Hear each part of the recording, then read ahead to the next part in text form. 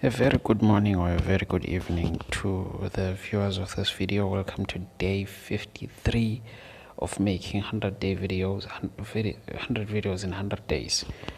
Today I'm a bit short of time, so I have to make this video kind of quick. And I wanted to give you guys some tips for if you're a first-time car purchaser in Zimbabwe. And these are true because you know it, because you saw the last two or three videos that I made for you guys. Yeah, so let's get into it. First of all, the first thing that I need to explain to you guys is one of the most important documents that you're going to you're going to be in possession of if you own a car in Zimbabwe is the car registration book, because the car registration book is the one that is going to be able to prove that you are the owner of the car. Yeah, I know there is a transfer of ownership and agreement of sales and all of that stuff, but the registration book is the most important one, because even when you're buying the car, it lets you know the original color of the car, to know if it has been repainted to a different color. It lets you know if the chassis number, the number of the engine, and the number that's on the registration book are the same. Because if they're not the same, then that's a problem. That's a red flag there. Those numbers should be the same. Yeah, so if ever you are doing some sort of car deal and there is no registration book, then there should be no deal. Okay, so that was just like a tangent, just like this is assuming that you have zero knowledge of cars, of how the car system works in Zimbabwe, like I was. So now we're gonna get to tip number one. The first tip that I'm gonna give you guys is that if you're going to buy the car, try as much as possible not to buy a car online. I know that there's a lot of people that are selling cars on Facebook Marketplace, but then the thing that I've observed with Facebook Marketplace is the fact that the people that are like the same car can be sold by 5 to 6 people with 3 different prices and 4 different phone numbers.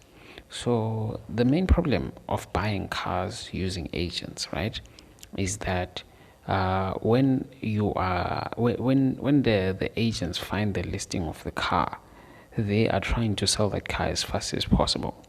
So what they will do is this is not all the agents, but this is for the most part.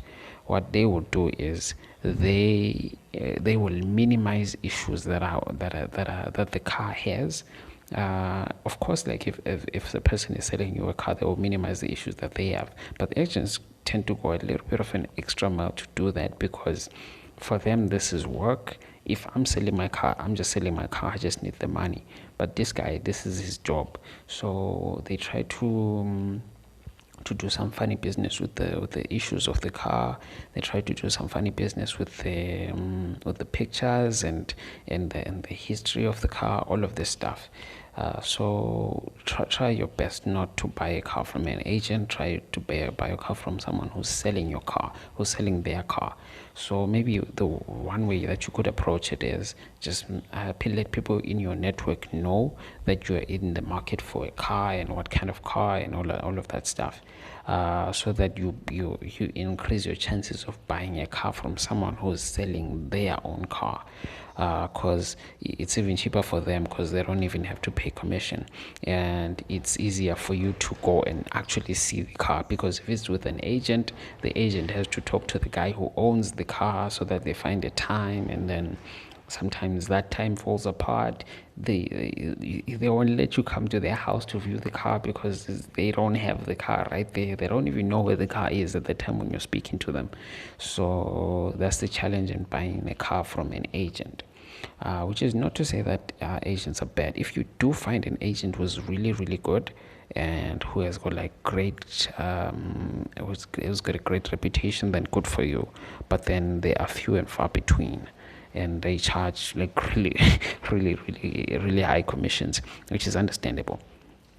So now let me explain to you why the car selling agent industry is such a mess, so that you can have the full picture of it, right?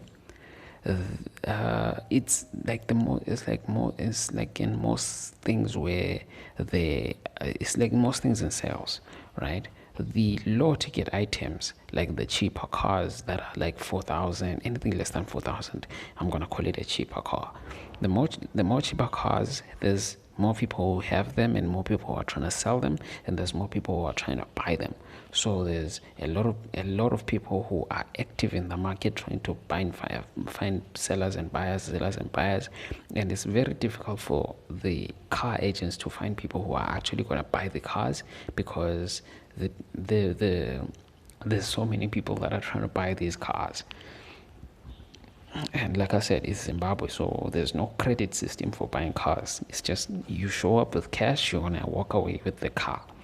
So that's why it's kind of a bit of a mess. And then you'd have a much better experience when you're buying more expensive cars, anything from like 6,000 going upwards.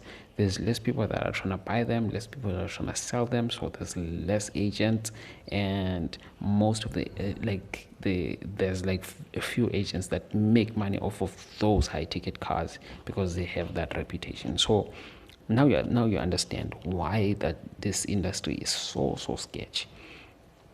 So the first tip, Rancho, we said that you should try to not buy your car from an agent. Tip number 2, do not buy a car that has got any engine faults.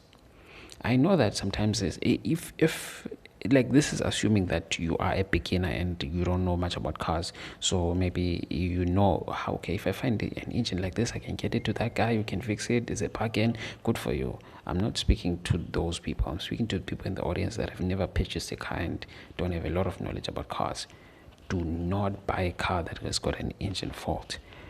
Engine repair is the most expensive thing. This is the most expensive process that you could do for cars. So here's some tips to find out if the car has got like engine faults. If there's smoke coming out of the exhaust engine, you don't buy that car. If you're gonna go to buy a car and you go with your mechanic, tell him to bring his spark plug spanner so that he can open and inspect all of the 4 spark plugs. If the spark plugs are not brown or tan, then you shouldn't buy that car. If they've got oil on them, then you should run away from that car and the owner, because it's not a healthy car. So I'm sure there's other things as well, like the timing. There's the mechanics, they know how to tell if the car is good, like if the timing is off. So just stay away from those cars.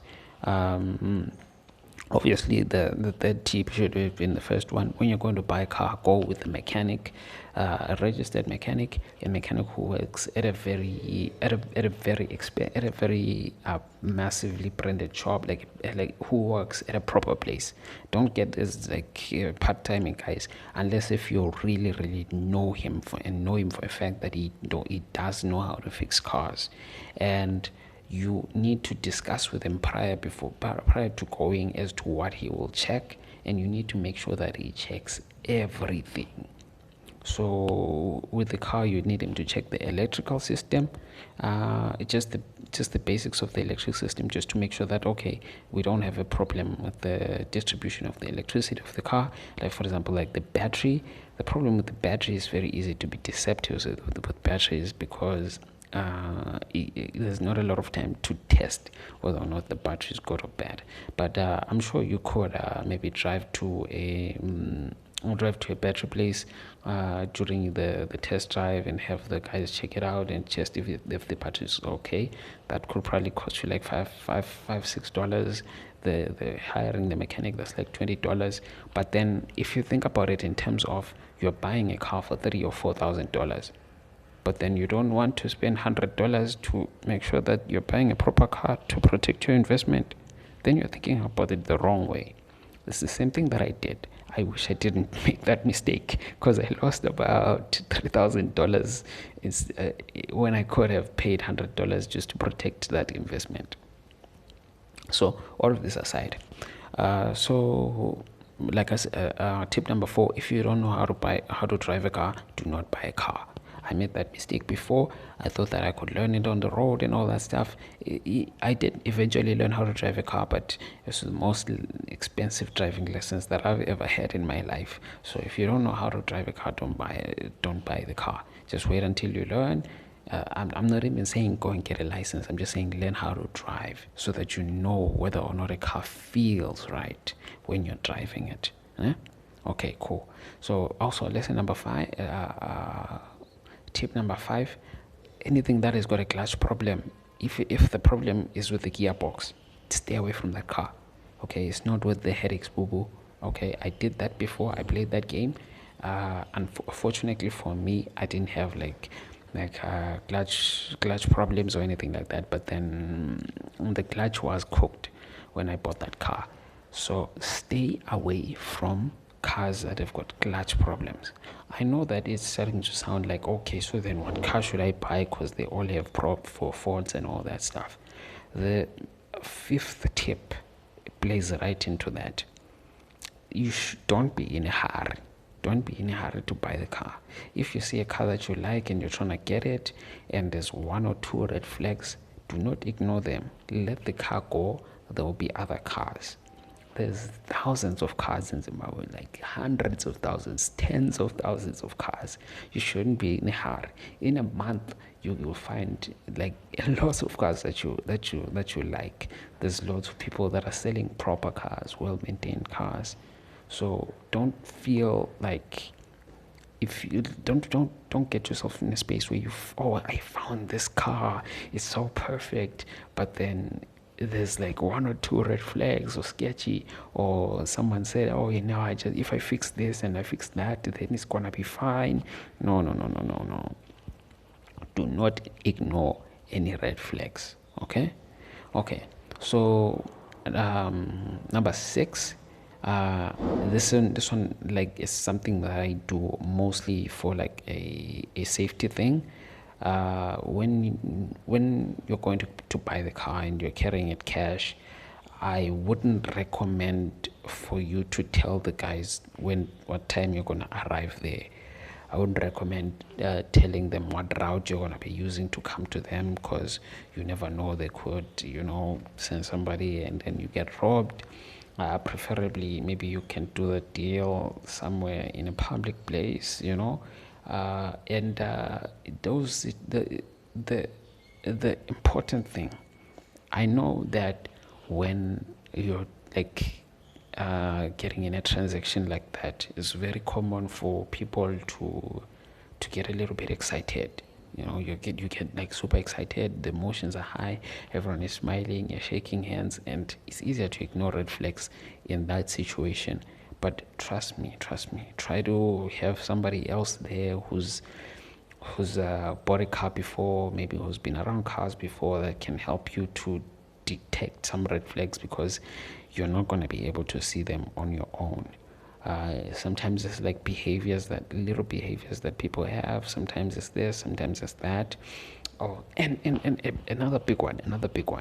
When you get told the number plate of the car, like you should find out the number plate of the car, and then you go to town to go to the post office to find out how much money is being owed by this car in insurance. That's important, because if the car owes a lot of money, or like the insurance expired and all that stuff, and the stories there, stay away from that car. You don't want cars that have got stories, particularly with the law, because when they come back, they're not going to want to see your agreement of sale. They're going to want the guy who has the registration book of the car. You remember when I told you about the registration book? It's for situations like this. So always be vigilant. But otherwise from that, I do all encourage you to buy a car in Zimbabwe. It makes it easier to move around. You can always make a little money here and there with the transport, carrying goods for people, carrying people around, and just hiring out your car, all of that stuff. There's a lot of advantages that are to be had with having a car in Zimbabwe, but just make sure that you do it the proper way. You don't get conned.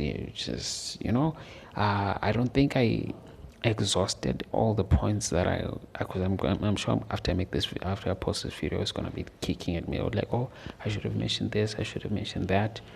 But I think for now, I think I maybe in the future I'm gonna make another one. But yeah, maybe another video is how to find proper mechanics. Yeah, how to find like good proper mechanics in Zimbabwe, because that's difficult. That's difficult. It's not difficult to find a mechanic. It's difficult to find proper ones, people who know what they're doing. And this feels like an opportunity to solve a problem that a lot of people have, because a lot of mechanics are scams, a lot of them. I have stories for you guys, man. I have so many stories for you guys. Anyways, thank you. Cheers. Day 54 or 53, I don't know.